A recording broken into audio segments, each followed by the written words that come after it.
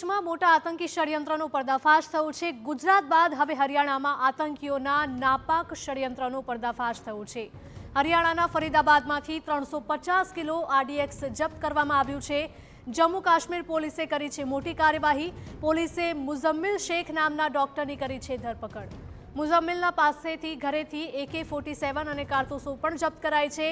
પુલવામાનો રહેવાસી છે મુઝમ્મિલ શેખ। ધરપકડ કરાયેલા આદિલ નામના ડોક્ટરની બાતમીના આધારે દરોડા પાડવામાં આવ્યા છે। તો કાશ્મીરના આતંકી સંગઠન અંસાર ગઝવાતુલ હિન્દ ફરીથી સક્રિય થઈ રહ્યું છે। ટોચના સૂત્રો પાસેથી મળતી માહિતી મુજબ 3 ડોક્ટર આ આતંકી સંગઠન સાથે જોડાયેલા હોવાનું સામે આવ્યું છે, જે પૈકી 2 ડોક્ટરની અત્યાર સુધીમાં ધરપકડ થઈ છે। એકનું નામ આદિલ છે અને તે અનંતનાગનો રહેવાસી છે, જ્યારે કે મુઝમ્મિલ શેખ પુલવામાનો રહેવાસી છે, જ્યારે કે ત્રીજો ડોક્ટર હાલ ફરાર છે। મહત્વનું છે કે અંસાર ગઝવાતુલ હિન્દ અલ કાયદા સાથે સંકળાયેલ ઇસ્લામિક આતંકી સંગઠન છે।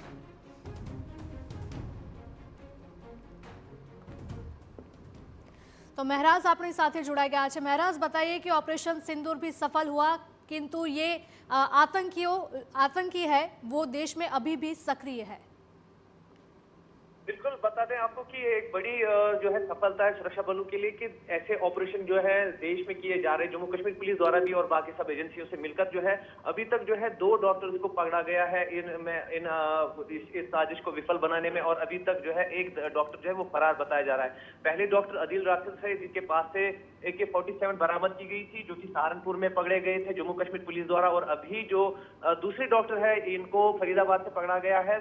और कहा जा सकता है कि इनके खुलासे से 300 केजी आरडीएक्स बरामद किया गया है। कहीं ना कहीं बड़े हमले की प्लानिंग कहा जा सकता है थी इनकी, जिसको सुरक्षा बलों ने सामने रहते जो है विफल बनाया है। कुल मिलाकर अभी भी जो है कश्मीर में विभिन्न तरीकों से क्रैकडाउन चलाए जा रहे हैं, और डॉक्टर्स के नेटवर्क को खंगाला जा रहा है कि वो आखिर किस नेटवर्क के साथ जुड़े हुए थे और इनके नेटवर्क में कौन कौन से लोग थे।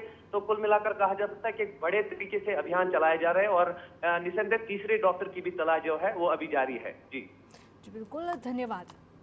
तो एक बाद एक आतंकीઓના ખુલાસા થઈ રહ્યા છે અને તેમની ધરપકડ પણ કરવામાં આવી રહી છે। તો દેશમાં મોટા આતંકી ષડયંત્રનો પર્દાફાશ થયો છે। ગુજરાત બાદ હવે હરિયાણામાં આતંકીઓના નાપાક ષડયંત્રનો પર્દાફાશ થયો છે। હરિયાણાના ફરીદાબાદમાંથી 350 કિલો આરડીએક્સ જપ્ત કરાયું છે। જમ્મુ કાશ્મીર પોલીસે કરી છે મોટી કાર્યવાહી। પોલીસે મુઝમ્મિલ શેખ નામના ડોક્ટરની ધરપકડ કરી છે। મુઝમ્મિલના ઘરેથી AK-47 અને કારતૂસો પણ જપ્ત કરવામાં આવી છે। પુલવામાનો રહેવાસી છે મુઝમ્મિલ શેખ। ધરપકડ કરાયેલા આદિલ નામના ડોક્ટરની બાતમીના આધારે અહીંયા દરોડા પાડવામાં આવ્યા હતા। તો કાશ્મીરના આતંકી સંગઠન અંસાર ગઝવાતુલ હિન્દ ફરીથી સક્રિય થઈ રહ્યું છે। ટોચના સૂત્રો પાસેથી મળતી માહિતી મુજબ 3 ડોક્ટર આ આતંકી સંગઠન સાથે જોડાયેલા છે। જે પૈકી 2 ડોક્ટરની અત્યાર સુધીમાં ધરપકડ કરવામાં આવી છે।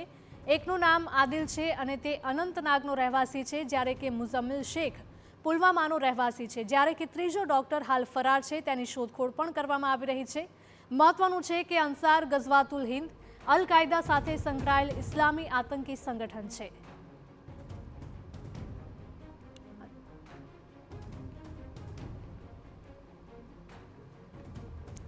તો દેશમાં આતંકી ષડયંત્રનો પર્દાફાશ થયો છે। ગઈકાલે પણ અમદાવાદમાંથી 3 આતંકીની ધરપકડ કરવામાં આવી હતી અને આજે અન્ય એક આતંકીની ધરપકડ કરવામાં આવી છે કે જે મોટા હુમલાને અંજામ આપવાની ફિરાકમાં હતા, પરંતુ આ તમામ તેમના પ્લાન નિષ્ફળ સાબિત થઈ રહ્યા છે।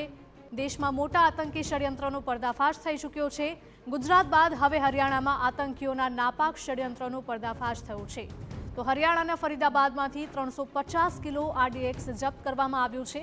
જમ્મુ કાશ્મીર પોલીસે કરી છે મોટી કાર્યવાહી। પોલીસે મુઝમ્મિલ શેખ નામના ડોક્ટરની ધરપકડ કરી।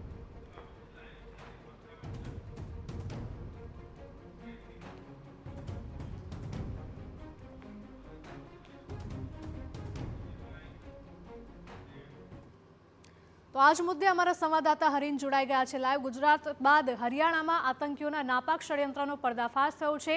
હરીન, શું વધારે અપડેટ મળી રહ્યા છે? જે આતંકીઓ ગઈકાલે પકડાયા હતા અમદાવાદમાંથી, અત્યારે તેમની પૂછપરછમાં અત્યાર સુધીમાં શું ખુલાસા થવા પામ્યા છે?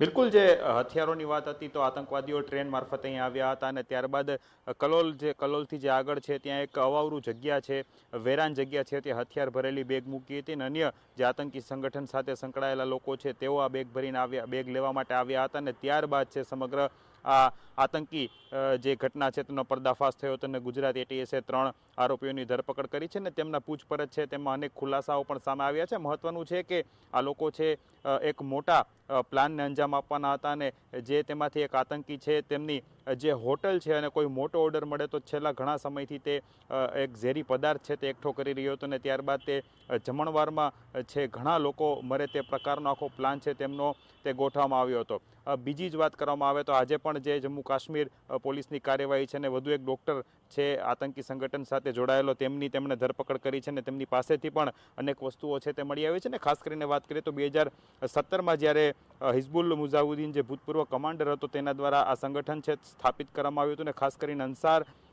ગઝવત ઉલ હિન્દ અને તેનું જમ્મુ કાશ્મીરમાં શરિયતનો જે કાયદો છે તે લાગુ કરવા માટે આ સંગઠન કામ કરતું હતું અને આ જ પ્રમાણે અગાઉ પણ એટીએસ દ્વારા અમદાવાદમાંથી પણ જે આતંકવાદીઓ પકડાયા હતા તે 6 આતંકવાદીઓ પકડાયા હતા, તેમાંથી એક અમદાવાદના હતા. આ તમામ પણ આ જ રીતે સોશિયલ મીડિયા થ્રુ કઈ રીતે ફેલાવો થઈ શકે, શરિયતનો કઈ રીતે ફેલાવો થઈ શકે, ભડકાઉ ભાષણો અલગ અલગ નેતાઓ છે તેના ભડકાઉ ભાષણો છે તે મૂકતા હતા અને જે દેશ વિરોધી પ્રવૃત્તિઓ છે તેના ભાષણો મૂકતા હતા અને આ રીતે અલગ અલગ યુવાનો છે તે કઈ રીતે જોડાઈ શકે અને કઈ રીતે આ ફેલાવો કરી શકે તેને લઈને પણ કવાયત ચાલતી હતી અને આવા અનેક સોશિયલ મીડિયાના એકાઉન્ટો છે તે એટીએસની રડારમાં હતા અને ત્યારબાદ તેના ઉપર કાર્યવાહી થઈ હતી. ત્યારે ફરીથી છેલ્લા 2 દિવસમાં આતંકી પ્રવૃત્તિઓ ડામવા માટે અલગ અલગ એજન્સીઓ સક્રિય છે અને તેના જ ભાગરૂપે છે આ પ્રમાણે આતંકી પ્રવૃત્તિ અને આતંકી સંગઠન સાથે જોડાયેલા લોકો છે તેની ધરપકડ કરવામાં આવી રહી છે. જી હરીન, આ બંને ઘટનાને જોતા સવાલ એ પણ થઈ રહ્યો છે કે શું અમદાવાદમાંથી પકડાયેલા આતંકીઓ અને હરિયાણામાંથી પકડાયેલ આ ડોક્ટર જે આતંકી છે તે બંને વચ્ચે ભવિષ્યમાં કોઈ કનેક્શન નીકળી શકે તેવું લાગી રહ્યું છે અથવા તો પૂછપરછમાં એવા કોઈ ખુલાસા થયા છે કે કેમ તે બંને સંપર્કમાં હતા એવું કંઈ?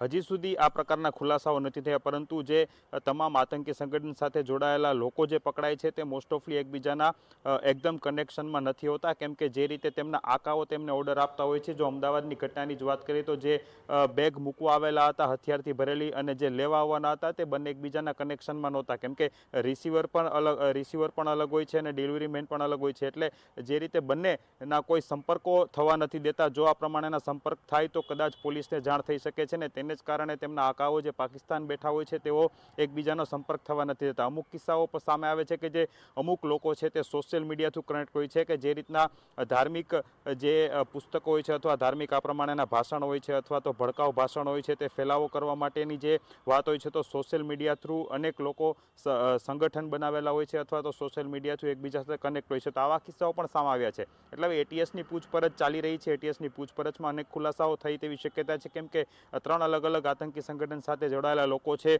3 લોકો પણ પોતાના ઈરાદાઓ અલગ અલગ હતા, પોતાની રીતે પણ કામ કરતા હતા અને જે રીતે બેગ હથિયાર ભરેલી બેગ છે તે લઈ જવા માટે આવ્યા હતા, મૂકવા માટે આવ્યા હતા. એટલે આ તમામ બાબતો છે તેના ઉપરથી હવે આગળની જે કઈ પ્રમાણેની તેમની રણનીતિ હતી, શું પ્લાન હતો તે સ્પષ્ટ થશે. પરંતુ જે રીતે છેલ્લા 2 દિવસના ઘટનાક્રમ જોઈએ તો જે રીતના જમ્મુ કાશ્મીર પોલીસની કાર્યવાહી હોય કે અમદાવાદ ગુજરાત એટીએસની કાર્યવાહી હોય તેને લઈને અગાઉ પણ ગુજરાત એટીએસ દ્વારા આ જ પ્રમાણના આ જ મોડ્યુલ સાથે સંકળાયેલા 6 જેટલા આતંકીઓ છે તેની ધરપકડ કરી હતી. એક મહિલા પણ હતી દિલ્હી, તે માસ્ટરમાઇન્ડ હતી અને તે સોશિયલ મીડિયાના અનેક ગ્રુપ્સ બનાવેલા હતા, ઇન્સ્ટાગ્રામ એકાઉન્ટ અલગ અલગ બનાવેલા હતા કે તેમાં આ પ્રમાણે ભડકાઉ ભાષણ પોસ્ટ કરવામાં આવતા હતા. કઈ રીતે લોકોને પોતાની સાથે જોડવા, કઈ રીતે યુવાનોને પોતાની સાથે જોડવા, કઈ રીતે ફંડ એકત્ર કરવા, તમામ ગતિવિધિઓ છે તેના દ્વારા ચાલતી હતી. એટલે હવે આજે 3 પકડાયા છે તે સોશિયલ મીડિયા થકી કઈ રીતે કનેક્ટેડ છે, કોની સાથે સંપર્કમાં છે અને કઈ રીતે તેઓનો પ્લાન હતો તેને લઈને હવે એટીએસ વધુ પૂછપરછ કરી રહી છે. જી બિલકુલ હરીન, માહિતી બદલ આપનો આભાર.